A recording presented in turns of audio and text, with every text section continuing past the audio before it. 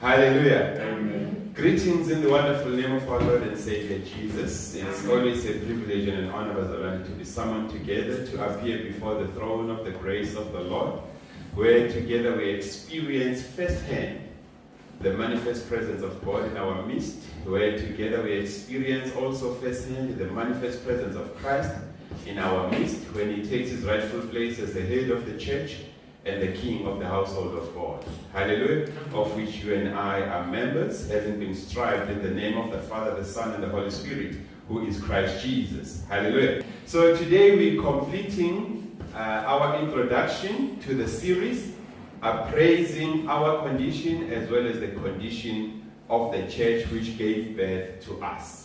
Amen. In our previous meeting, we defined the condition as a state of being of a thing or a person, regards its form or appearance, regards its quality, as well as regards its functionality. Hallelujah. You can check this in the book of 2 Timothy chapter 3, verses 1 to 5. Maybe let's just look at it, because today we are completing the introduction.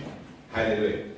We are completing what we introduced previously so that we can go deeper from our meetings next week going forward on the deeper secrets that God is revealing to us as a church, as well as the covenants that He's divulging to us regards humanity at large and His ecclesia. Amen.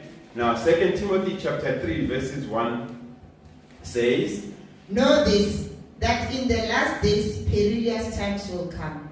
Hallelujah. Know this, understand this, that in the last days, perilous times will come. And how shall we know that the perilous times has come? Men will be lovers of themselves, lovers of money.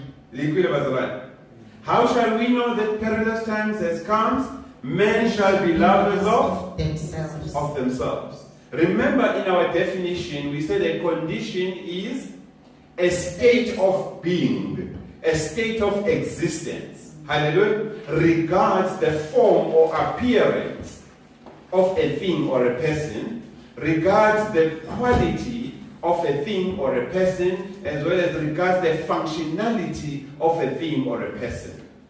Hallelujah. And since we're dealing with the condition, it becomes critical and important, therefore, to revisit Scripture, to visit all Scriptures that speak to a condition that may exist in a church that would give birth to you and I, even to the man of God who is standing on the pulpit leading you as a pastor and a man or a woman of God. Hallelujah. Now, Scripture teaches us that it regards form and appearance, regards quality, and regards functionality. There shall exist a time in the condition of the ecclesia of God where men will be lovers of themselves. Hallelujah. Where men will be lovers of themselves, lovers of money. They will be lovers of money at every opportunity, at every meeting that man has with the people of God. The only agenda in the mind of man in the perilous times would be offerings, money. Hallelujah. Pledges, which we have never read about in the Bible anyway. Are you with me, Brother? So these shall be some of the signs and the symptoms that indicates to you and I in the church that something is affecting the condition of the church and seeks to establish itself within the condition of the ecclesia of God. Hallelujah. And this is how we shall diagnose such. Hallelujah. And we shall therefore conclude that, these are the perilous times spoken of or prophesied in the Scriptures. Hallelujah. Amen. Perilous men. What else would they do? They shall be boasters. They shall be pompous. They shall be proud. They will boast. They will boast of a car they drive, yet the very same car, the funding of that car was raised by the church to buy it. Hallelujah. They will boast of their houses, whom you, the congregants, have bought. They will boast of the building of the church. Hallelujah. Which has since been registered under the family trust Although when the building was being constructed, you were all told that you are partakers and shareholders in this building. Are you with me, Brother Ryan? Hallelujah. Now, that is how you shall know that how. But I contributed, and we were even called as the leadership of the church to be part of a trust. Hallelujah. Yet the trust was not registered, it was a trust in word. Hallelujah. But the building itself has since been registered in the name of the family of the pastor. Hallelujah. It has become an inheritance for the family. Are you with me, Brother Rani? And that is how we shall establish, because we are appraising, Brother Rani, the condition of the church that gave birth to you and I, as we also appraise ourselves existing within the church of God. Hallelujah. And when the perilous times has come, because the perilous times when they come, they don't drop like a bomb. Boom. Because the devil is very relentless in his strategy and endeavor to capture the church. Hallelujah. And when he captures the church, he doesn't introduce himself as, hello church, I'm the devil. Hallelujah. He's very diplomatic. He's very diplomatic in the sense that he is soft-spoken. Amen? Scripture calls him a smooth prophet. Hallelujah. Isaiah 30 verse 10. Scripture calls him that he will raise sons within the ministry of God who shall become smooth prophets, meaning people who will graduate from just being false prophets into becoming smooth prophets, who will compete for titles. Everyone would want to have a super title greater than the title of the next person. Hallelujah. And men would begin to seek to be worshipped by the congregants in the household of God. Hallelujah. People would fall at their feet and they will rejoice in that sight of people bowing before them, instead of guiding them to who the glory belongs to. Are you with me, Brother? And these are the things that shall indicate the introduction and the entry of the perilous times in the church to affect the condition that God preordained and destined for his ecclesia to be. Hallelujah. Leviticus 19. Verses 1 to 2. Men shall be proud. Men shall be proud. Blasphemous. Oh. Wait. That's not scripture. That's not in the scripture. It is. Men shall be blasphemous. Right inside the house of God. Men will deny the power of the very God that they're teaching you about. Hallelujah. Perilous men will begin to stand on the pulpits and say, don't follow what I do, but follow that which I teach. So don't bother yourself about the lifestyle that I lead. Hallelujah. But mind your own business and follow only that which I teach. And people will clap hands and jump with the chairs in the church. And the organ will make noise at the back. Hallelujah. Hey, talk to us. Men will be disobedient to parents. Oops. Unthankful. Men will be disobedient to parents, and they will also be unthankful. Yet scripture says for you to have your days longer. Principle number one, scriptural principle number one is obey your parents. Honor your mom and dad, so that your days shall be long. Men will be unholy, unloving, unforgiving, oh my God, slanderous. By the way, Brother, are we seeing these things in the world? Do you see the number of rapes that are reported on a daily basis?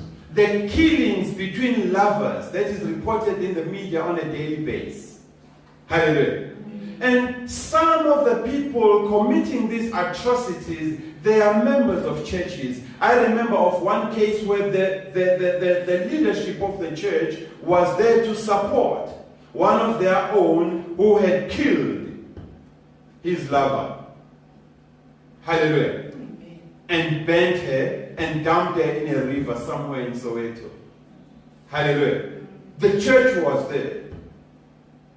pleading innocence for the gentleman. Hallelujah. The church, the leadership of the church, why was the leadership of the church there? The news has it that the gentleman was involved in business and in high transaction type of businesses. And therefore he was an asset to the leadership of the church. Hallelujah. In the area of giving and tithes. And therefore, a position therefore was shaken. Because the budgets were already made against the son of the church. Hallelujah. Hence the church had to take a position and appear in court in defense of the one that had committed a crime. Hallelujah. What does that tell you about the condition of the leadership? What does that tell you of the condition of the church? The church is sick. Hallelujah. The church is sick. And scripture tells us where there is a carcass. Where there is a carcass, you shall see by the number of vultures that visit that area. And you may think when there is growth in the church, and you know, the vultures, it is the meeting of the vultures. Hallelujah. They are about their own businesses. Hallelujah. That is why the church has become a laundromat for dirty money. Amen. That is why the church has become a laundromat for dirty money. And when the government begins to be suspicious of churches and set up bodies that must investigate the churches, we are the very same people that come out and defend the church. How I defend something that is pure and clean? Why defend something that is pure and clean? Because if I know I did not commit a crime, I won't even bother to defend. Hallelujah. That no, I would say come and investigate. Hallelujah. Bring all your machinery and your equipment to determine whether I committed the crime or not. If it calls for you to check for blood splatters in my house, come and do it. If it checks for you to bring the dogs that can sniff blood in my car, underneath the car seats, the carpets, bring that stuff because I know I am. So the minute I begin to defend, it means there's also something suspicious and fishy about me. Hallelujah. And that is how we have exposed ourselves to the world, chasing the world away from the church. Amen. What does scripture say? Men will be slanderous, without self-control. Oh my brutal. God. Men are brutal, Bazamane. Some churches go to the extent of not visiting you when you are in a predicament or when a calamity has visited you. Hallelujah. Because you do not tithe. Hallelujah. Now it becomes a condition that for us to, you must. Yet scripture says freely you have received and freely give. You should give. Hallelujah. These are conditions that we ought to deal with as a church. Hallelujah. And diagnose it with the word of God. Because we call the word of God the x-rays, the stethoscopes, that we shall use to determine the condition as well as the state or status of the church and the children birthed out of the church. Amen. Hallelujah. This is our stethoscopes, the double-edged sword of the Spirit of God, that cuts and separates bone from marrow to the confluence of the Spirit. Hallelujah. Thy word is thy light. It's a light upon our path and a lamp upon our feet. Without this word, what shall happen to our feet? We shall strike a rock. Every obstacle that comes our way, it shall affect us. Hallelujah. Amen. But when God is on our side, He will send His angels to do what? To lift us up, so that we strike not our feet against any form of stumbling block. Scripture teaches us that God will also raise a standard by His Spirit. When will He do that? When the enemy comes in? Like a flood. Hallelujah. Amen. What does Scripture say? Men will be brutal, despisers of good, traitors, headstrong, haughty, When you say headstrong, they shall be stiff-necked. Hallelujah. They shall be stiff-necked. Haughty, lovers of pleasure rather than lovers of God. Do you see what men will do? And Isaiah 30 confirms this. Because men will begin, even the congregants, they will begin to say, remove God from us. And replace God with yourself. So that we call you our spiritual father and a set man of this house. Hallelujah. Because when God is in the house, He is against almost everything that we are about as men. That satisfies and appeases our lust. Hallelujah. And if you don't do that, Pastor T, then the numbers in your church will drop. Because you are not accommodative. You are too strict. Hallelujah. Men will have a form of godliness. Oh, wait a minute. Men will have a form of godliness. They will have an appearance of godliness. There will be a dress code. Hallelujah. That man shall put on upon himself to appear holy, to appear like God. Hallelujah. Oh my God. But deny its power. But deny the power of the very same God that He has taken the form of, yet He is fake. Hallelujah. Now this speaks to the condition, God's Sanctuary Family Church, of the leader of the church and the church that he or she is leading.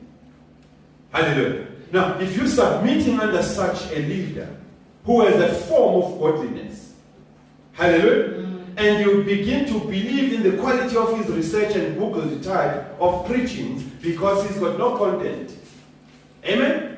And you begin to believe in his functionality where he boasts of the cars that you have bought and call it a blessing, that God is good to me, forgetting that you made it possible. Boast of the house, boast of the schools which his or her children attend, forgetting that you are funding that through tithes and offerings sometimes. Hallelujah. Because he has created anxiety in your lives. You are not cheerful givers. You give based on anxiety. And also, you giving because you fear that should a calamity befall you or your family, the church will distance itself from you. So you've got to pay for the privilege and the benefits of being in the church. And that's a condition that we ought to diagnose as a church and deal with it using the word of God. And the word of God says, from such people, turn away. Run for your life. Hallelujah. Amen. From such people, run for your life. That is why 2 Corinthians chapter 6 verse 17 says, from such people, what should you do? 2 Corinthians chapter 6 verse 17. Hallelujah. Oh, I love scripture. When scriptures are interlinking, when scriptures begin to talk to each other to divulge the mystery, so that we become stewards of God in the area of mysteries. My God. 2 Corinthians 6:17 says, come out from among them. Did you get it? And be separate. And 2 Timothy 3 said, from such people, run away. Come out. And some of us are afraid, Bazalwane, to come out from such churches, to the extent that we have designed for ourselves a way of living church. Hallelujah. Amen. What we do normally is, I can't just disappear from the church. You know, I must write a letter to the pastor stating my reason as to why I'm leaving. Yet when you came, there was no letter that you sent to the pastor. Hallelujah. You were magneted by the truth that was being preached in this church. But the pastor has since changed. Hallelujah. He has taken a new condition which presents a new form and an appearance that denies the power of the very same God that attracted you. And scripture says there is no need to write a letter. The same way you came in. Hallelujah. The minute the pastor deviates, come out. The minute the pastor deviates, come out. And he does not take counsel from the church. He does not take counsel from his counsel himself. He does not take rebuke. He does not take correction. He does not take instruction in righteousness. all that you need to do, the same way you came in and sat, is the same way that you need to say, Hallelujah. And scripture says, come out from among such people. Amen. Hallelujah. And what else does scripture say in 2 Corinthians chapter 6, 17? Separate yourself from such a congregation. Hallelujah. And lastly, do not touch what is unclean. Do not touch, nor even embrace their doctrine that is unclean. Get out of here. And I will receive you. Oh my God, God is saying what? When you come out of such a situation and condition, having your eyes spiritually opened by my word, the double-edged sword of the Spirit, I will reward you for that. I will receive you. I will open my hands and receive you. And what shall I become unto you? I will be a father to you. I will be a father to you. So that fake spiritual father that you are serving under, who is a liar and a deceiver, and a smooth prophet, taking after his dad, Satan, that red dragon, the serpent of old. He is not a real father. Hallelujah. God is saying when you step out and you come out of such, when you separate yourself from such, when you run away from such, and you touch not nor embrace their doctrine, which is deceptive, God says, I will receive you. I will receive you, and I will become a father unto you. Now, do you see, Bazawan? Because the introduction is meant to invoke in you, in the depth of the belly of your spirit, the need to appraise yourself and the church that gave birth to you. Amen. Hallelujah. So there should never be a time that passes without you appraising God's Sanctuary Family Church, including Pastor T himself. Are you still steadfastly established within the truth of God? Amen. If not, Pastor T, we will give you a period of grace. To repent. To say repent. To repent. Hallelujah. Amen. We as the council of the church, we will give you a period of grace. Hallelujah. Our meetings of Wednesday, we will even extend them to say Tuesday, Wednesday, Thursday to accommodate you. Hallelujah. For restoration. For restoration. Hallelujah. But if you choose to stiffen your neck and harden your heart, we will separate ourselves from my God. We shall separate ourselves from such, or from you, Pastor T. And there's no crime in doing that. Hallelujah. Amen. There's no crime in doing that. It is called deliverance. Amen. Amen. It is called salvation. It is called a breakthrough. You have broken through. Baal Perazim. Hallelujah. Like a gushing waters. Glory be to God. Amen. Are you understanding the reason why we ought to appraise ourselves? We ought to appraise our condition as well as the condition of the church to which we submit or we are congregants in with the double-edged sword of the Spirit of God, which is the word of truth. Hallelujah. And anyone refusing to be appraised as a leader, then that must signify to you that, oops, he is now an agent of the perilous times. And he wants to introduce the perilous times into the ecclesia of God. Sorry, we are going to get out of you. Hallelujah. Amen. So it's important that you keep these at the back of your mind, because they are critical in diagnosing your condition as well as my condition in the faith. Hallelujah. Also, in our previous meeting, Holy Spirit revealed to us that there's something extraordinary and uncommon about the condition. Hallelujah. This is the revelation that God gave to us. And God told us, God's Sanctuary Family Church, in the bigger body of Christ, that a condition can exist within a condition. Glory be to God. But something has happened. Something has happened in the church because of its ignorance.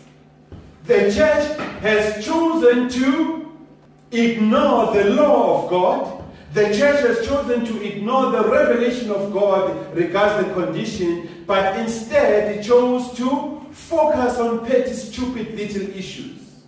Hallelujah. And that has created a vacuum which the devil has taken advantage of. Hallelujah. Amen. He has stepped into that which is meant for us, the church of God.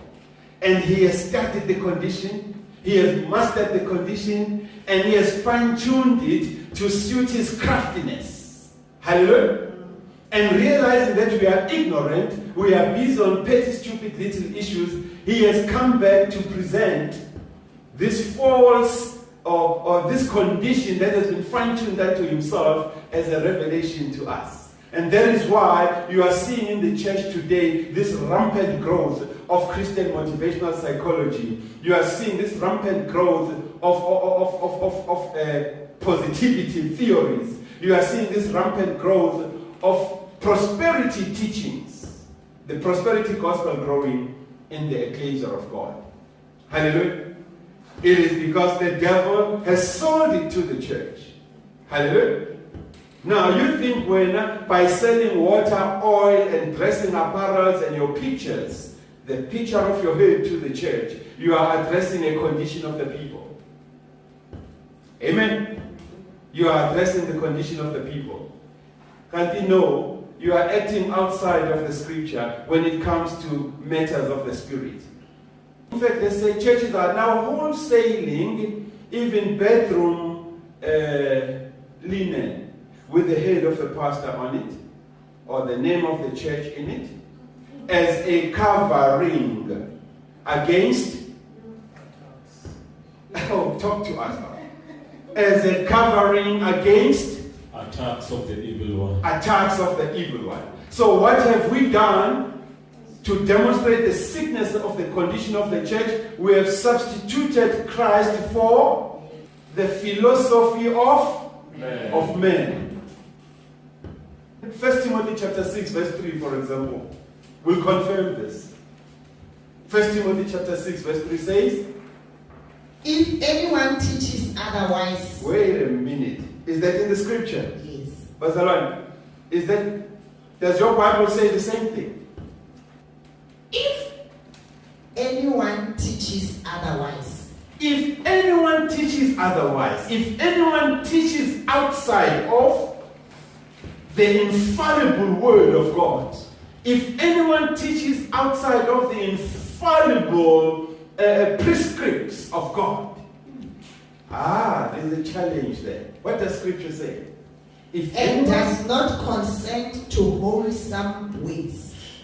If anyone does not consent, if anyone teaches otherwise, if anyone teaches otherwise and also does not consent to wholesome words, to the infallible word of God, the unchanging and yielding word of God, the word of God that in its DNA it cannot lie. Amen. The wholesome word of God, in whose DNA there is not even an opportunity to mislead, deceive, or lie to you. Talk to us, man. Even the words of our Lord Jesus Christ. And now they tamper with the words of our Lord Jesus Christ. And to the doctrine which accords with godliness. Oh my God. And to the doctrine which accords with godliness, a doctrine that sets up the laws of God pertaining our lives in Christ. That person is proud. Oh, Yerma. That person is proud. And he knows nothing. He's an empty gong. That person is a tingling cymbal. Hallelujah. He's an empty gong. He's only good in making noise based on heresy. Hallelujah. And some of us associate noise on the microphone with powerfulness. With powerfulness. Hallelujah. Amen. Did you get that one? And we are a product of a church like that, where we associate noise with power. Hallelujah. And you know, you can be an empty gong, a tingling cymbal. If if truth is absent in you, if content and substance is absent in you, you are as good as nothing.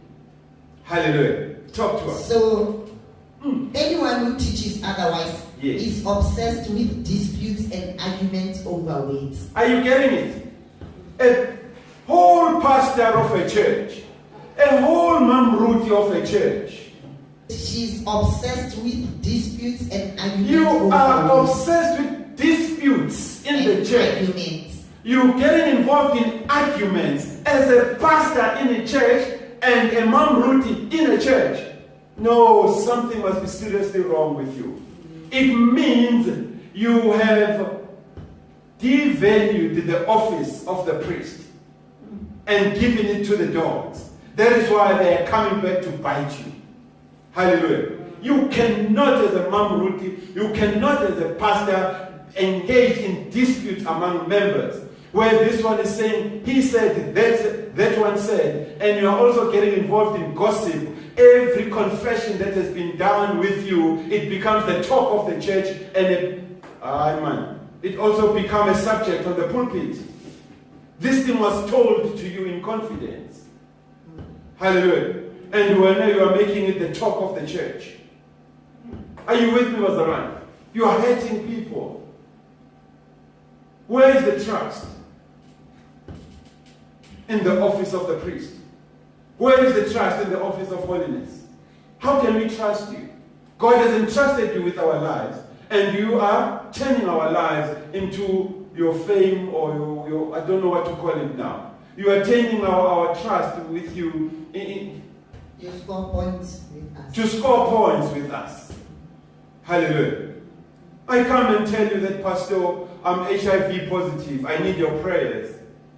And the next sermon is on HIV on the pulpit. Hallelujah. I come and tell you, Pastor, we need to make an appointment with you between myself and my wife because we have some issues that we need to iron out, and we need an independent mediator who is a man of God like you, a woman of God like you. And then the next sermon on the pulpit is about marriages that are on the rocks. Hallelujah. Marriages that are on the rocks. Are you with me, Master? What are you doing to me? What are you doing to us, Pastor? You are demonstrating and showing to us your condition of sickness and the sickness of this church that you lead. Hallelujah. The members of your council used to embrace me before I confessed I'm HIV positive. And all of a sudden, the members of your council, when we meet, are you with me, Masarai? It means there's something they know about me now. There's something they know. And that tells you the condition of this church. Are you with me, Masarai? Talk to us. And out of disputes and arguments. Out of disputes and arguments comes envy, strife,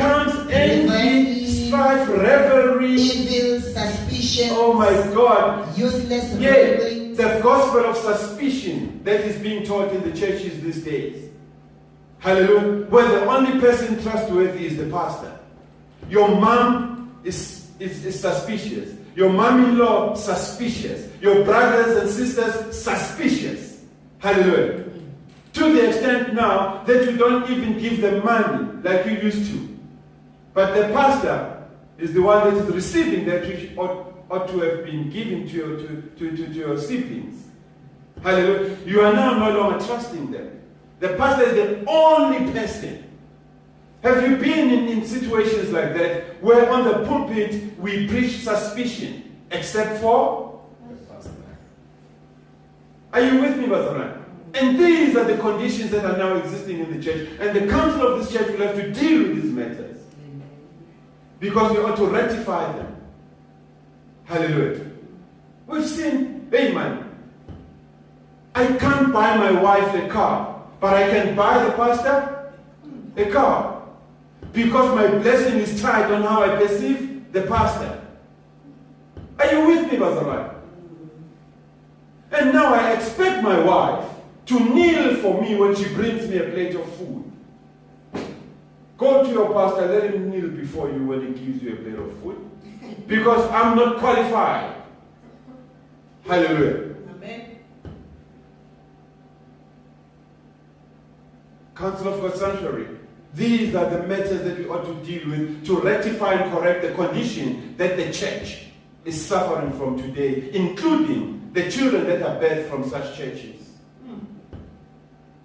From disputes and arguments comes out useless wranglings of men of corrupt minds. Are you understanding, Brother Ryan? Now we are engaging in useless fights and wranglings instead of engaging on the Word of God. We're spending time attacking each other on the pulpits rather than preaching the undiluted gospel, the unadulterated gospel of Christ Jesus, for people to be won unto Christ. Soul winning. Hallelujah. And destitute of the truth, who suppose that godliness is a means of gain. Did you get that one? Maybe you need to repeat that. Some of us, based on our condition of sickness as a church and the leadership of the church, we even have turned the gospel of God for our own benefit. And scripture says, who suppose that godliness is a means of gain. Some of us are supposing that godliness is a means of gain. Hence, appearance and form becomes critical in assessing the condition of the church and the leadership of the church. And from such, withdraw yourself. And from such, run. Withdraw yourselves. Now, what does 2 Timothy 4 verse 3 say? For the time will come. Oh, wait a minute. Did you hear what First Timothy said? 1 Timothy chapter 6 verse 3 gave us a full background of what we need to do regarding the condition of people that are not willing to change. Hallelujah. 2 Timothy 4 verse 3 now says, for the time will come. For the time will come when they will not endure sound doctrine. Now imagine yourself being a product of such a church. Imagine yourself being a product of such a leadership of the church. It means as a product, you take after your father. You take after the doctrine that you were taught. Because philosophers would say a fruit does not fall far from the tree, its tree. Hallelujah. Now, based on the condition of the church that the devil has sold, the fake condition that the church has bought into, Scripture says, for the time will come when when they will not when they includes you and I, it also includes the ecclesia of God, the church, and its leadership. Yes. Hallelujah. So let us personalize it rather than pointing it outside of us and use we. For the time will come Yes. when the body of Christ will not endure sound doctrine. Man, this is painful. This is a bad condition. Hallelujah. When that time, when we enter into a condition where we refuse to endure sound doctrine, my God, then it means we are up to something then. There's something up our sleeves. But according to their own desires. Listen to this. This is something that is up our sleeves now. Amen. Hallelujah. When our condition changes and we embrace the condition that the devil has sold to us, hallelujah, that will indicate a perilous time that has come into the church and into society. And 2 Timothy chapter 4 verse 3 says, for the time will come when the body of Christ, the church, will not endure sound doctrine. Oh my God. But now, let's take a little breather there. Let us appraise ourselves as God's Sanctuary Family Church. Have we reached that point yet? The point where we refuse to endure sound doctrine? No. Then let's go to God and say, thank you, Lord. Hallelujah. We need to go to God and say, thank you, Lord, for building a hedge of fire around us, making us untouchable to the wiles and the schemes of the evil one who seeks to steal and capture the church. Hallelujah. Thank you that you steal the light upon our path. Thank you, Lord, that you steal the lamp upon our path. Thank you, Lord, that you still refuse that we strike our feet in the faith against any stumbling block that seeks to establish itself or that seeks to exalt itself against thy knowledge. Hallelujah. Any tongue that seeks to rise against us in judgment. Hallelujah. What does Scripture say? We condemn it. We condemn it. Hallelujah. And now Scripture is talking to us in 2 Timothy chapter 4 verse 3. Talk to us now. Starting it all over again. For the time will come. A time will come. When the church, the body of Christ, Oh my God. will not endure sound doctrine. If we do not enjoy sound doctrine, it means we are up to something. Glory be to God. Talk to us.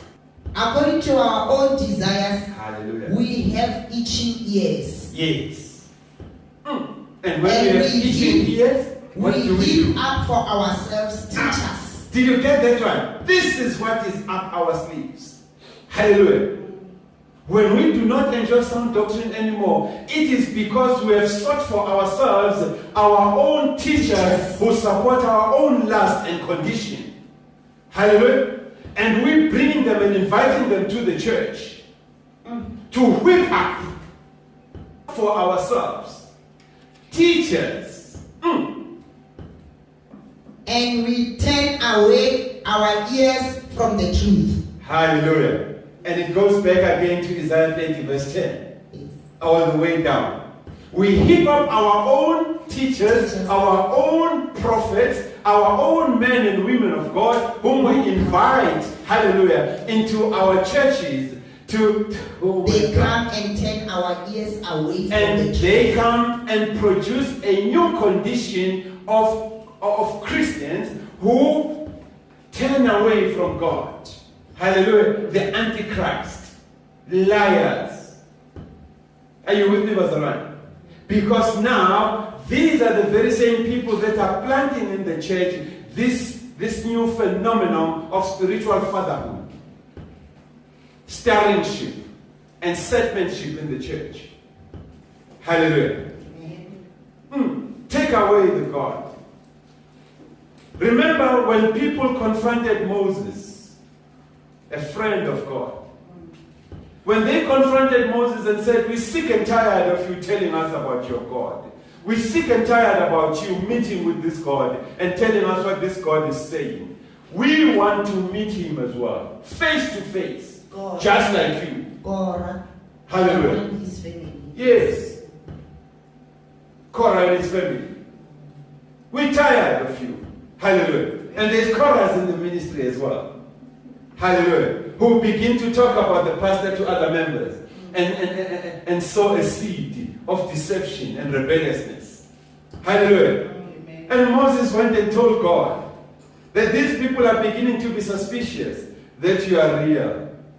Hallelujah. They want to meet with you. Hallelujah.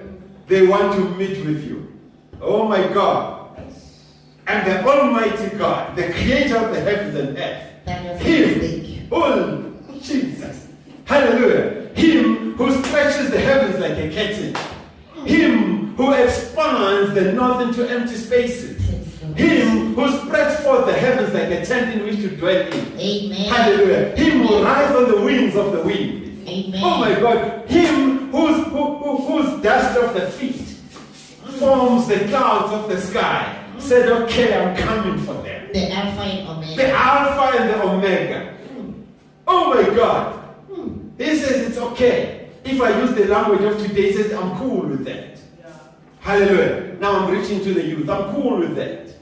Hallelujah. And my God, he came. And what did the same people say? Tell this God of yours to get away. We are fine with you, Moses. Amen. Hallelujah. We are fine with you. No. Tell him to go away. We can't stand him. Hallelujah. We were joking God, you go. We are fine with Moses. Whatever you want us to do, tell Moses. Moses will tell us. Hallelujah. This is the scriptures fulfilled. Amen. Hallelujah. Talk to us.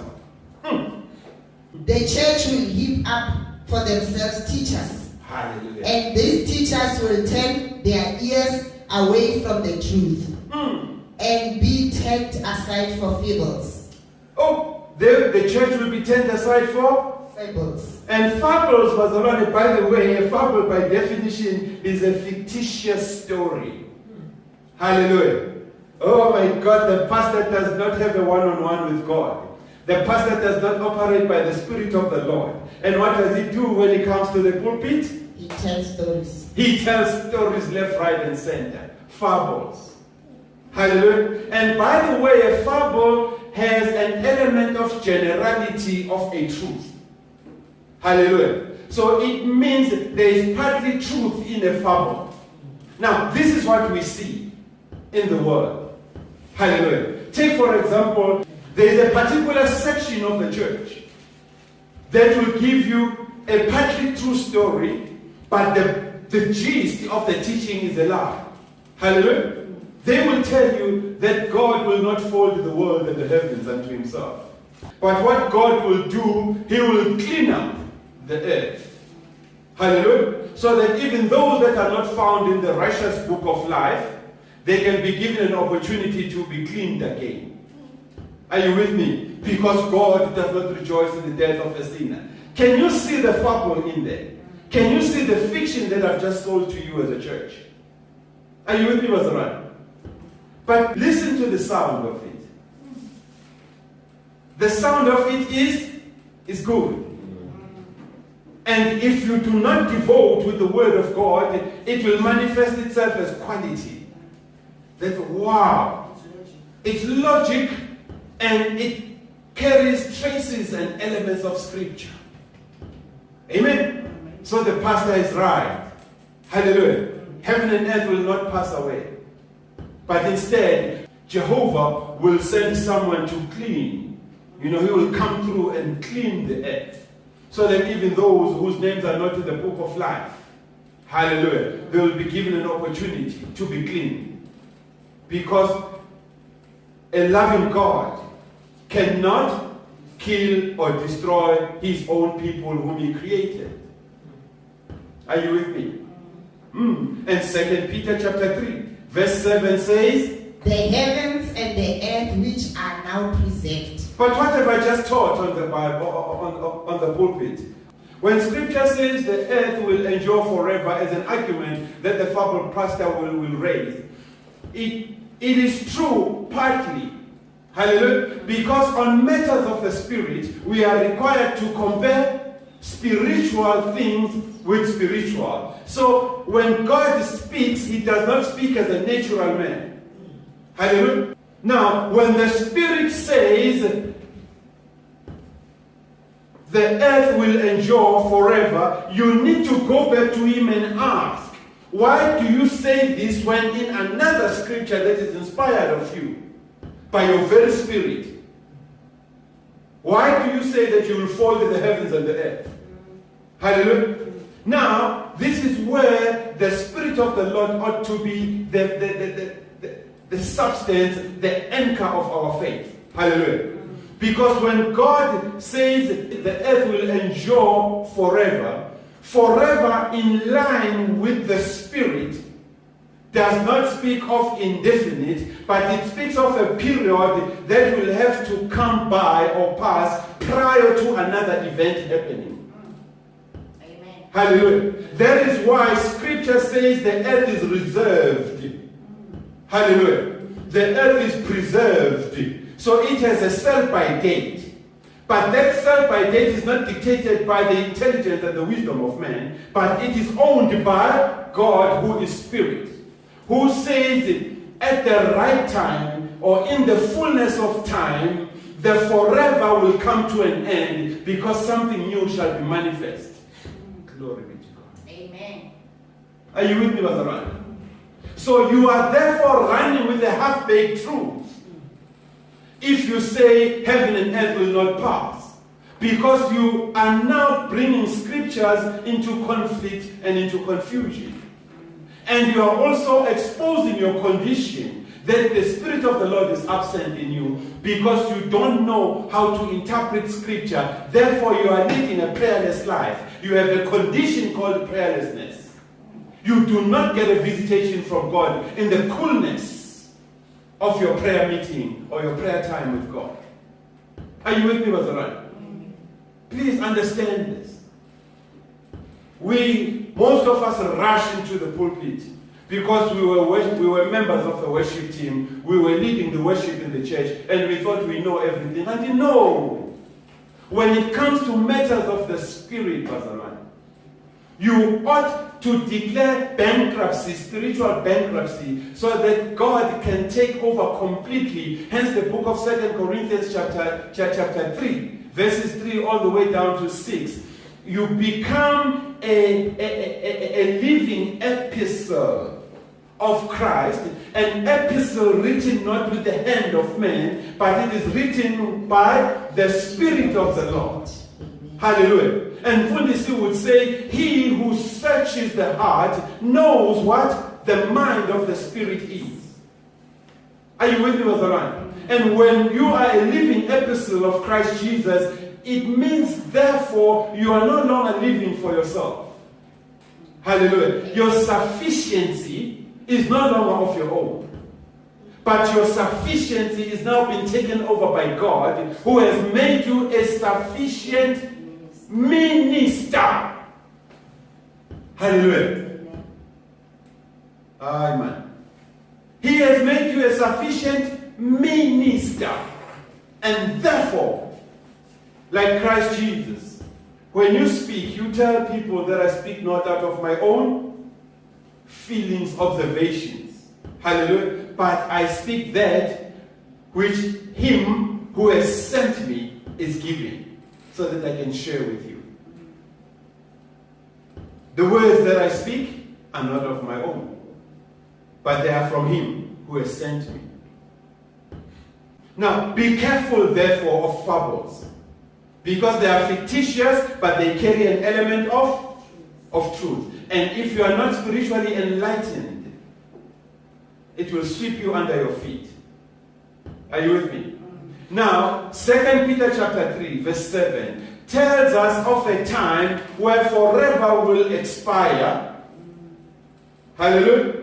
And God declares that expiration as the fullness of time, so that he moves into the next paradigm. Hallelujah. And scripture says, the heavens and the earth which are now preserved by the same weight. Hey, just there, Mama. The heavens and the earth which are preserved. No, the word, there's a prefix. The heavens and the earth which are now preserved. Which are now preserved by the same weight. The very same word that called the earth into existence, into being. Hallelujah. When God spoke and said, let there be. Now, this very God who said, let there be, is talking to us. What he's going to do with that which he said, let there be. Hallelujah. And what is God saying? The heavens and the earth which are now preserved by the same weight are reserved for fire until the day of judgment. Hallelujah.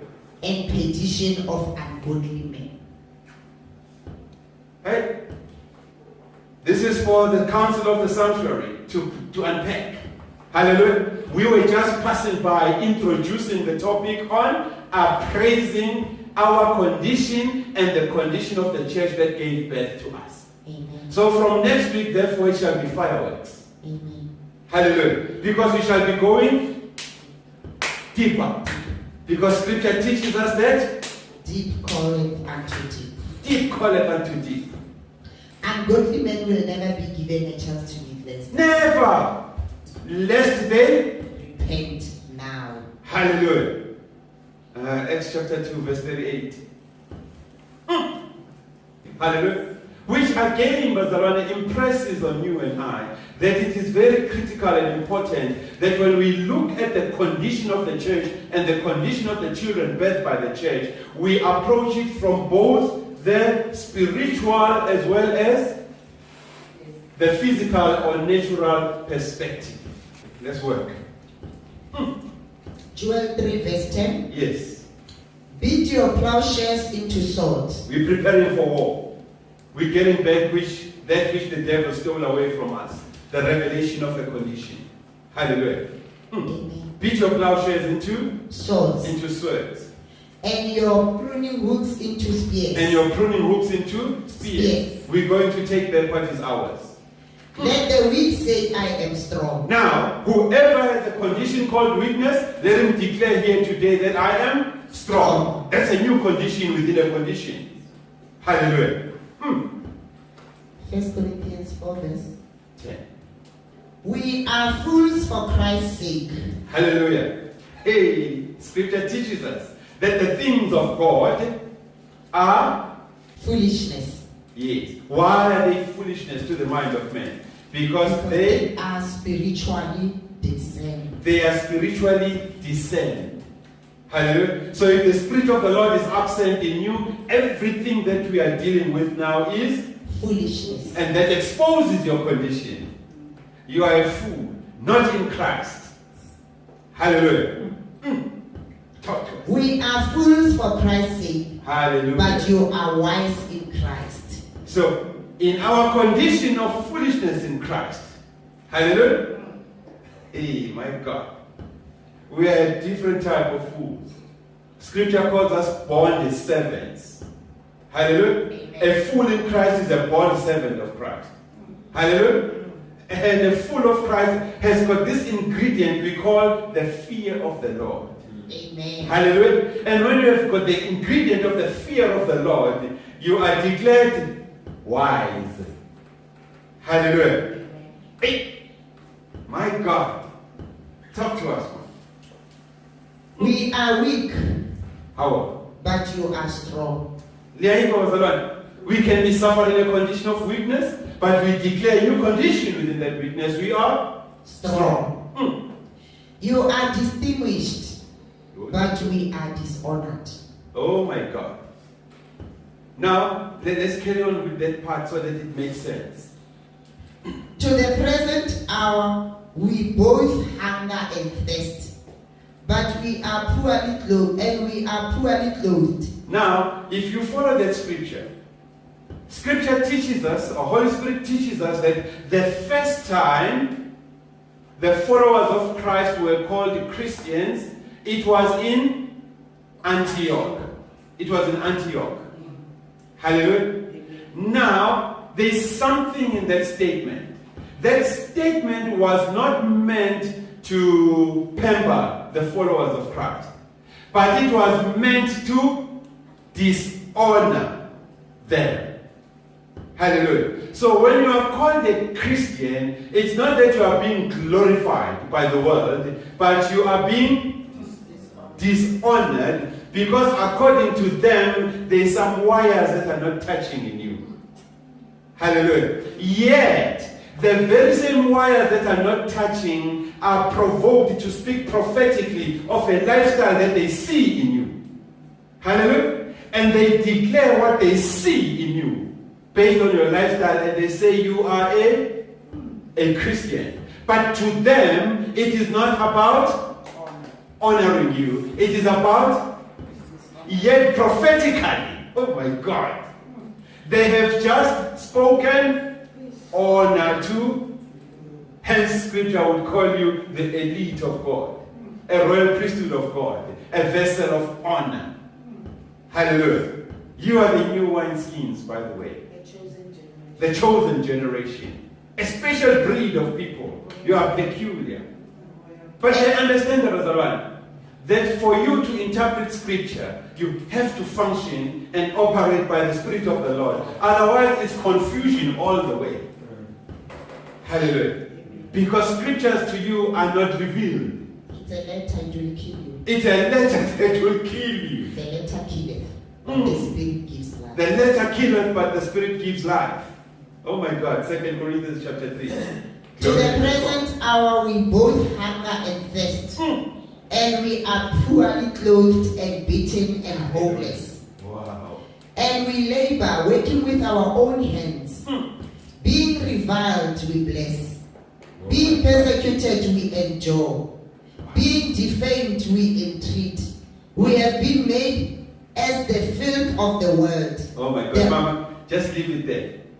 Because irrespective of all that, there's a revelation that we carry. And verse 20 says, for the kingdom of God is not in weight, but in power. The kingdom to which we belong, irrespective of conditions that you can push us into with your words, or conditions which circumstances and situations can push us into. The kingdom to which we belong is not in words, but in power. Hence we are enabled, therefore, to speak a new condition within any condition that any situation or circumstance can push us into. I love it when God says, if you belong to my kingdom, if you are an heir of God and a co-heir with Christ Jesus, whatsoever that you bind on earth, whatsoever that you shall lose on earth, the heavens will stand by you. They will support you. Hallelujah. So whatever the condition you may be facing, hallelujah, declare a new condition because the heavens have pledged support for you.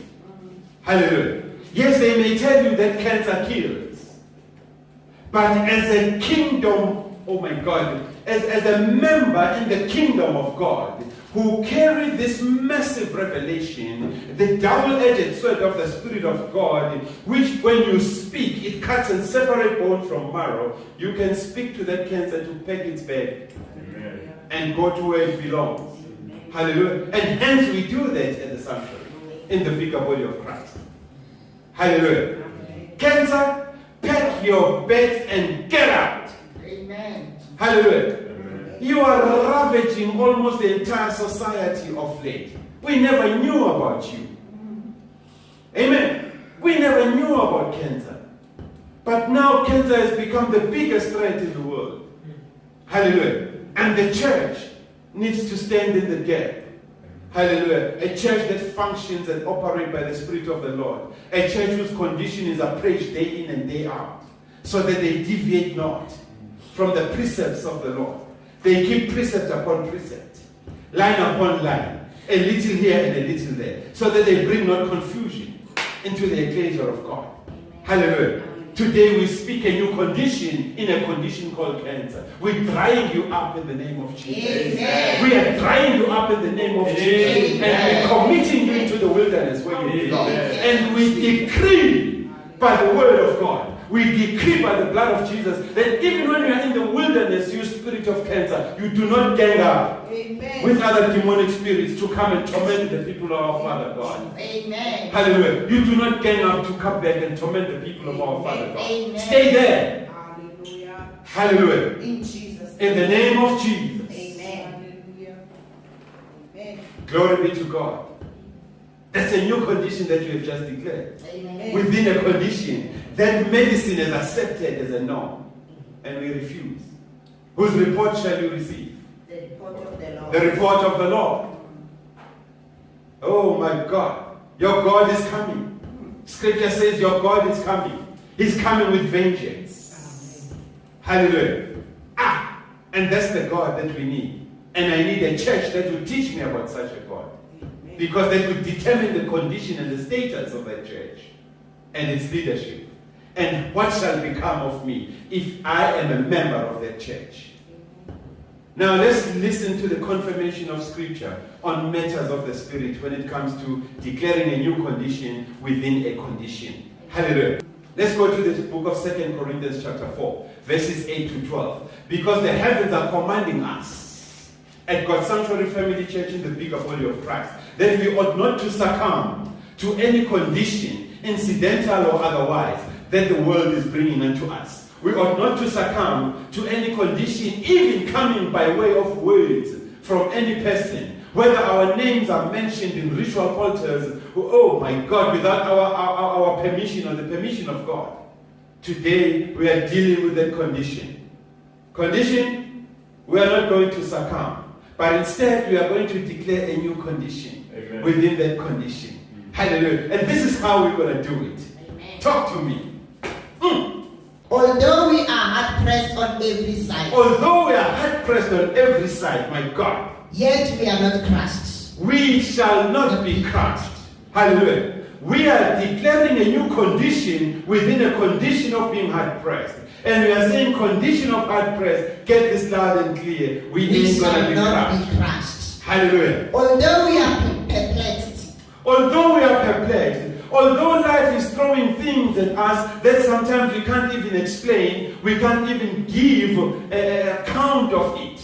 But get this loud and clear. We are not in despair. We are not in despair. We are not a people who are without hope. Although persecuted. Although we may be persecuted, left, right, and center. We are never forsaken. God will never forsake us. He will not even allow our children to beg for bread. He refuses such. Hallelujah. Amen. We are not forsaken. Our God will never forsake us. And this is the condition that we are declaring. Although we are struck down. Although we are struck down. We will never be destroyed. Just when we think just because we are on our back and we are exposed, you will never be destroyed. You will never destroy us, Satan. Hallelujah. You will never destroy us. Talk to us, Mama. Always carrying about in the body the dying of the Lord Jesus. Hey, we are carrying in our bodies the marks of the death of Christ Jesus. That's a secret that is absent in the world. Amen. Hallelujah. In our bodies we carry the marks of the death of Christ Jesus. Whoa. Talk to me then. That the life of Jesus also may be manifested in our body. Oh my God. Let the long suffering of Christ be manifest in you, so that it becomes a pertinent to them who receive your testimony to Amen. Receive Him as Lord and Savior Amen. Unto salvation. So it is not in vain that in our bodies we carry the marks of Christ. The dying of the Lord Jesus Christ. Because those very same marks, they speak life. Unto the life of Jesus. A life of Jesus unto us. Amen. Records. We are dangerous. Amen. Untouchables. Amen. Wow. So what are we saying, Brother Life? We are saying under this teaching, God is divulging to us that we have an unfair advantage over the people who are not saved. Yes. Hallelujah. We have an unfair advantage. So don't feel bad about that. Hallelujah. Colossians chapter 1 verses 9 to 18. There is a particular lifestyle and there is a particular testimony that we are expected to take into the world as a message of hope and salvation. Amen. Hallelujah. As long as we are in the office of holiness. Because we have committed ourselves as a Sanctuary Family Church to God, saying, Lord, we commit ourselves to walk worthy of this calling of holiness, with which you have called us from in the beginning up until the full consummation in Christ Jesus. And Colossians 1 verse 9 to 18 says, as you pick and choose the best. For this reason. We also, since the day we had it, we do not cease to pray for you. When this will teach us, Pastor Chris, that salvation comes by hearing. And hearing what? The word of the Lord. And Colossians says there is something that we have heard. Hallelujah. And Colossians 1 verse 9 says, for this reason. For this reason. We also, as God's Sanctuary Family Church. Hallelujah.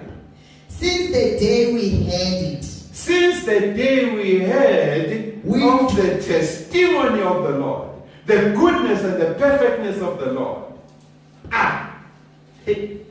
We do not cease to pray for you. we do not cease to pray for each other. And to ask that you may be filled with the knowledge of God's will. Oh my God, this is self-explaining, Brother Van. Hallelujah. Amen. We need to have a prayer shield. We need to shield each other with the prayer. Hallelujah. Meaning we ought to mention each other by name when we pray. Hallelujah. Talk to us. We pray that you may be worthy, you may walk worthy of the Lord. Now, this is where the secret is. Hallelujah. You and I, in the office of holiness, it is required that there's a particular lifestyle that we ought to project to the world. Hallelujah. As a pattern. And also, there's a particular message that we ought to take out into the world. The message of hope, the message of salvation. As long as we are in the office of holiness. Hallelujah. So it is expected that always we must hold true to the faith and our confession that God upholds all things by the word of his power, and that by him all things do what? They hold together. Amen. Hallelujah. Amen. So as you read the scripture at home, it's critical and important, therefore, that you and I, we walk worthy of the Lord. Oh, talk to me on that verse, Mama. We walk worthy of the Lord, fully pleasing him. Fully pleasing unto him, and being fruitful in every good work. In every good work. And increasing in the knowledge of God. Because from that knowledge comes wisdom. Hallelujah. Strengthened with all might. Strengthened with all might. Oh, no, with half might. With all might. A quarter might. All might. A little might. All might. Do you see what a jealous God we serve? The God that we serve, the jealous God that we serve, he does not give in small packages, but he gives all might, abundantly so. According to his glorious power. So let him who is without wisdom ask. Let him who is without wisdom, what must he do? Ask. When you ask, God gives abundantly, without reservation. Amen. And this is the God that we serve. Amen. So it doesn't matter your condition and my condition. Amen. When we go to God and ask to be delivered from a condition, God will deliver us abundantly, because he uses all his might. Hallelujah. Now, when we hold true to the faith, and when we hold true to our confession that God upholds all things by the word of his power, and by him all things consist, you will notice that God will reward you and I. He will reward you and I with what we call a spirit of discernment. Amen. From nowhere you will begin to find yourself being able to approve of things that are noble. You will begin to be enabled to approve of things that are praiseworthy. You will begin to be enabled to approve of things that are just. You will be able to approve of things that are excellent. Hallelujah. And you try and look at yourself. Where did all this come from? Can be all that you did in the office of holiness was to hold true to the faith and your confession. Hallelujah. Amen. So the faith and the confession is critical in dealing with a condition. Because without faith we cannot please God. We cannot please God. So we need that ingredient. Otherwise your condition will remain permanent.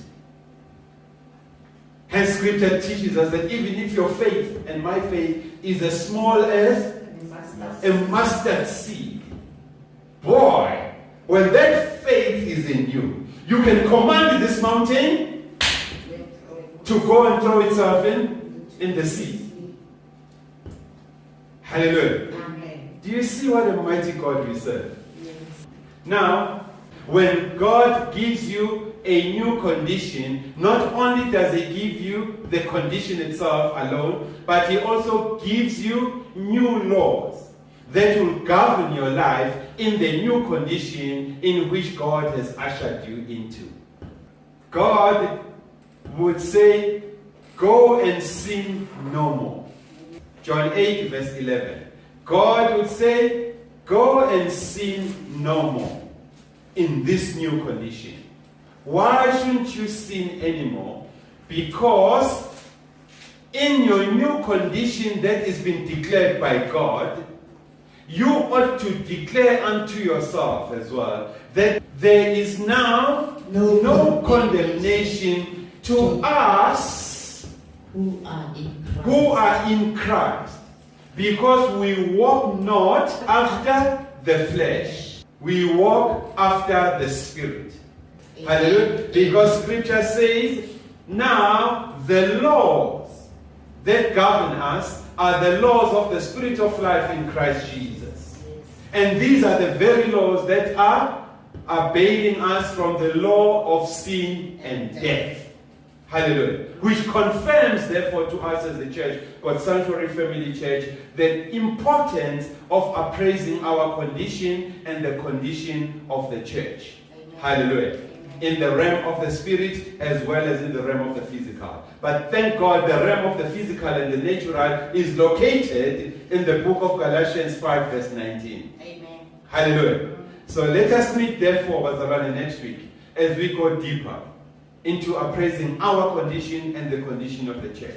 As scripture would always teach us, deep calleth unto deep. There is a type of holiness that is required of us. There is a type of holiness that is required of us also to take to the world. It is a special type of holiness. A holiness without which no man would see the Lord. Hallelujah. Be ye still always in the Holy Spirit of promise until we meet again. Amen.